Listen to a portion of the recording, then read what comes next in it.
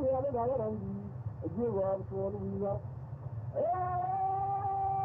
You do be covered as give up for we are, so we are. Cover Malabu, Colonel, Ganti, Palawigo, Cosaga, Palawigo. You can well afford you come in, a corda. You can wait for the withdrawal, you corda. Kuya Bang says you are still good on the other border. You don't worry when it goes for a friend in Maratude.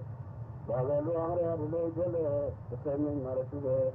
You don't worry over Kusare, the friend in Maratude. Ah, you good for now, Randy. We could come around. And now, the Signal Lavator Colon could do you fan. Could see so fan. Cosago, so fan. We will okay, my go to Medina. We will okay, my go to Medina. A car for a while, and two things. Ah, what is available there? Everyone knows that I trouble can my future, but okay, no lot. Obuang might have so, but okay, no lot. Trouble can my future, but okay, no lot. The Lord of God, you are the Sango, you Mariana. To go to your leaves, the bar. To go to your leaves, the bar. Can I outdoor, the bar.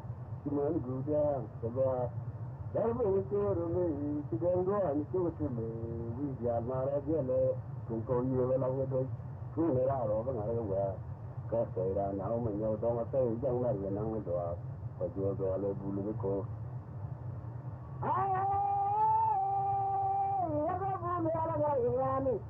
But the way from my way, make a call and take the deal of the deal of the more. Somebody over you. Then we allow for you. Okay, come and say, well, it's our God and say, when we allow for you, but I'll come and say, one is our God and say,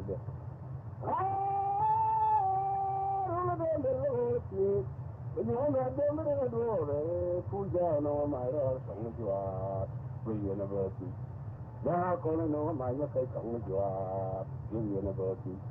Ah, to the world, could have been really too good, you know, come on then.